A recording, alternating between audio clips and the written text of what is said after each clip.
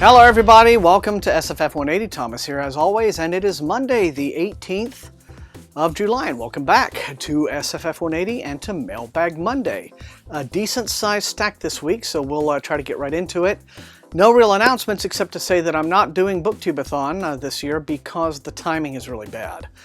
This coming weekend will be Armadillocon, which is a long-running, venerable literary SFF convention here in Austin. I am not, thankfully, instructing in the Writers' Workshop this year. Wesley Chu is going to be the guest of honor, and it's going to be a lot of fun. So, I guess without further ado, we'll get into the books. Maybe this week, you guys will be interested in new books, because I think all of you were out catching Pokemon this last week. I think that would account for why the views of last week's mailbag were like, pew!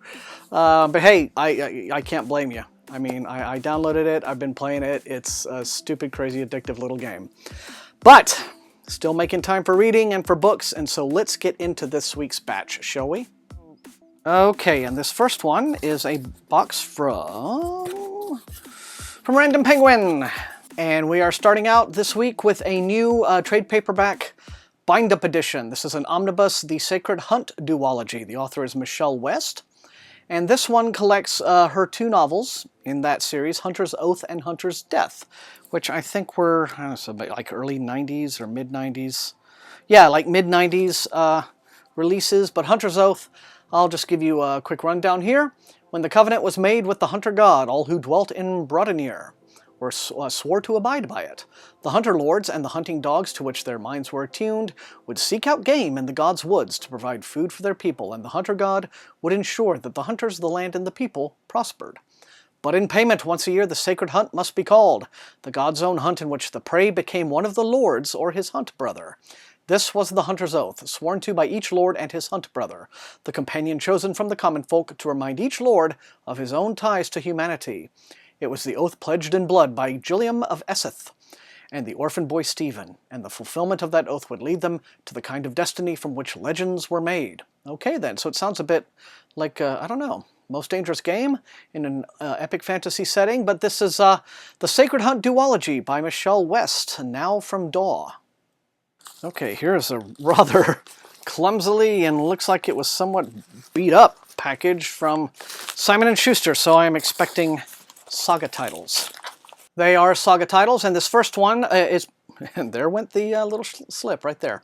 The author is Tiffany Trent, and it's called The Tinker King. And you might recall a couple of weeks ago on the mailbag, I got another book, I guess in this same series, by Tiffany Trent. It was called The Unnaturalists. And so I'm guessing they have, brought the sequel out in very short order. But it says, well, okay, the back cover looks like it has some spoilers on it, but this, as you see, is an intricate melding, it says, of fantasy and steampunk. And I guess it is out this month, or coming up in August, from Saga Press. And this next one looks really, really nice. This comes out in January, as a matter of fact, all the way up in January 10th. Of 2017. This is by Laura Ann Gilman. It's called The Cold Eye, and it appears to be the sequel to an earlier book of hers that was called Silver on the Road, I believe. Yes, Silver on the Road was the first book, and the name of this series is called The Devil's West, or something like that. So it looks to be a bit of a Weird West, or just a Western fantasy, elements of, I guess, Gaslamp and what have you. But it says, there is a cancer in the bones of the territory that is killing livestock, threatening souls, and weakening the power of magic. Rumors reach Isabel via the spirits of the land, and from Gabriel's friend back east, rumors of magic gone wild and undesired interest from the powers that be in Washington, D.C. In this next installment of the Devil's West series, Isabel and Gabriel are in over their heads as they try to find what's happening and stop the people behind it before it unravels the territory. Quite a few books lately have been melding fantasy and Western historical, and so I'm really intrigued with that, because I do have a soft spot for Westerns, believe it or not. So this comes out, like I said, January the 10th from Saga Press, The Cold Eye. Alrighty then, the white envelope looks to be a Tor title. That it is, and it appears to be the finished copy of The Stars Askew, which I got in ARC form, I think a couple of weeks ago, 3 weeks ago maybe. It's by Rick Davidson, the sequel to a book called Unwrapped Sky. And so this one is out. Oh, well, it says it's already out, so it came out this week, July 12th. Alrighty. But it says, the stunning adventure begun in the critically acclaimed debut Unwrapped Sky continues. And what can I say that's not spoilery? Okay, with the seditionists in power, Kalia Moore has begun a new age, or has it? The escaped House officials no longer send food and the city is starving. When the moderate leader Asaline is murdered, the trail leads Kata to a mysterious book that explains how to control the fabled Prism of Illyrian. The fabled Prism of Illyrian. There we go. But when the last person to possess the book is found dead, it becomes clear that a conspiracy is afoot. So as you see, it's got politics, it's got mystery, and it appears to have this really cool-looking Minotaur dude.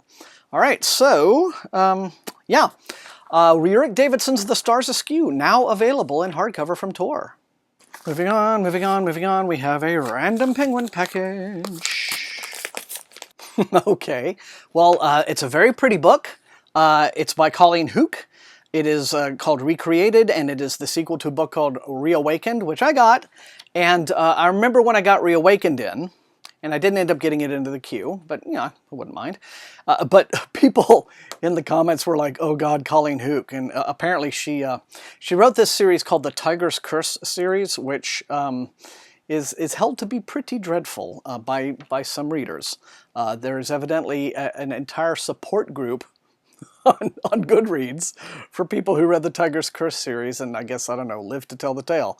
But, I mean, who knows? I have no opinion either way, but here it is anyway. Recreated, the sequel to Reawakened. This comes out on August 2nd. The second book in an epic adventure about two star-crossed teens, you see, who must battle mythical forces and ancient curses on a journey with more twists and turns than the Nile itself. See, it has an Egyptian bent. And it's the epic Egyptian quest full of romance, adventure, and mythology that began in Reawakened continues in Recreated. Okay, if Lily thought traveling across the globe with a reawakened Sun Prince was an adventure, she's now in for the journey of a lifetime. Amon has left his sacred duty to the gods and transported himself to the netherworld, what we know as hell, to live out the rest of his years in agony. He's tormented by the loss of his love, Lily, and wishes to relinquish his obligation to the gods until they can reunite again. Well, that is true romance for you. Recreated comes out August the 2nd. Let me know in the comments. Okie dokie then, we have a little package from HarperCollins. Well, there is no sell sheet for this one, so I can't give you a date on it. But this is called Urban Allies, and it is an anthology of urban fantasy stories that are all collaborations. And you would think that the urban fantasy, you know, ship has sailed by now, but I guess not. But this one has some interesting names attached. You have collaborations between, and I'll just go through this, Charlene Harris and Christopher Golden, Carrie Vaughn and Diana Rowland, Jonathan Mayberry and Larry Correa, unusual, okay, Kelly Armstrong and Shannon McGuire, Joseph Nassis and Sam Witt, Stephen Seville and Craig Schaefer, and let's see, Stephen Blackmore and Jeff Summers, C.E. Murphy and Kat Richardson, Jay Wells and Caitlin Kettridge. Okay, so these are all collaborative stories from the urban fantasy genre, and it's Urban Allies, edited by Joseph Nassis. And I don't know the exact date on it, but I'm assuming it's soon, because this is a finished copy. Right, moving down the pile, this says Ingram Publisher Services. That usually means Nightshade, somebody like that. We'll see. It is, and this is a pretty interesting theme anthology of military SF, but it says it's a compelling and thought-provoking anthology collecting original and previously published fiction themed around the recent U.S. wars in Iraq, Afghanistan, and the Middle East.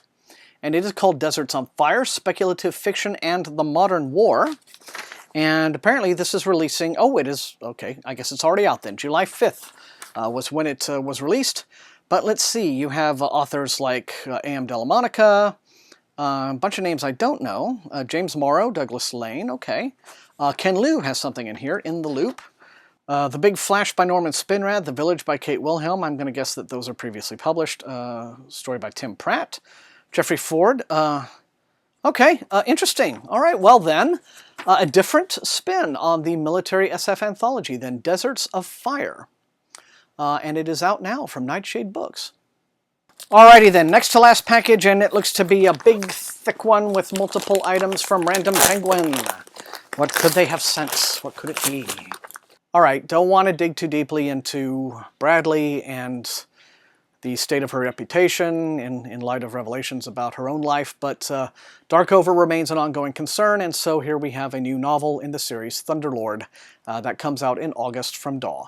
And next up we have 3 mass market paperbacks, which I'm going to just show you one by one. First of these is by Stephen Harper. It's Bone War, a 3rd book in a series called The Books of Blood and Iron. Okay, and I've actually been kind of interested in this series. I now have all 3 of them. They're mass market paperback originals, but the new one comes out in August, Bone War. Also, the Twice in Future Caesar, this is by R.M. Maluk, and it is the latest book in the USS Merrimack series, which I believe is either military SF, space opera, or a bit of both. This series has been going on for a while. This was out in hardcover, and now this is the mass market edition. In the year 2448, the interstellar empire of Rome spans an area almost as wide as the far-flung colonial worlds of the United States of America. So as you see, it is that kind of galaxy-spanning epic space opera, and the new one is out in August. And finally, we have Blood of the Earth, which is a new fantasy by Faith Hunter. This is the start of a new series of hers called Soulwood, and it is a spin-off from her Jane Yellowrock contemporary urban fantasy series, set in the same world, an all-new series starring Nell Ingram, who wields powers as old as the Earth. When Nell Ingram met skinwalker Jane Yellowrock, she was almost alone in the world, exiled by both choice and fear from the cult she had been raised in, defending herself with the magic she drew from her deep connection to the forest that surrounded her. Now Jane has referred Nell to Psyled, P-S-Y-L-E-D, a Homeland Security agency policing paranormals, and Agent Rick LaFleur has shown up on Nell's doorstep asking for her help. Local girls are going missing, and Rick fears they may be in the hands of a paranormal-hating terrorist group. And worse, the cult Nell hopes she has left behind may be aiding and abetting the kidnappers. Rick's appearance forces her out of her isolated life and into a perilous investigation. Now she has a team and a mission. What she doesn't have is time. Okay then, Blood of the Earth then. If you're a Jane Yellowrock fan, you've got a new spin-off to look forward to. And this final package looks to be a new hardcover from Random Penguin. Well, I was not actually expecting to get this one, but here it is anyway. This is Star Wars Aftermath Life Debt by Chuck Wendig. It's already out in stores. Ordinarily, I don't read media tie-in fiction. I've only done it on very, very rare occasions. Might actually be interested in reading these, though. I don't know if I got the Aftermath, the first one.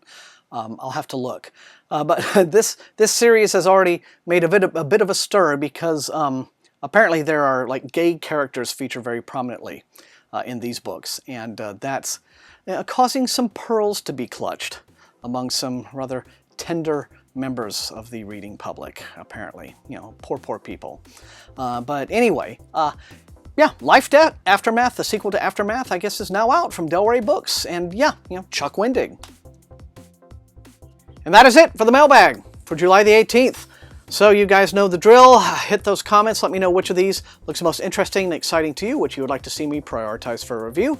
Otherwise, hit the like button. If you enjoyed watching, please share the video far and wide with all of your SFF reading friends. And please, if you have not done so, subscribe. That is how SFF180 grows as a channel. And I can bring you more and more exciting SFF coverage in the future, the more we grow, okay? And so, yeah, until I see all of you lovely people next time, happy reading.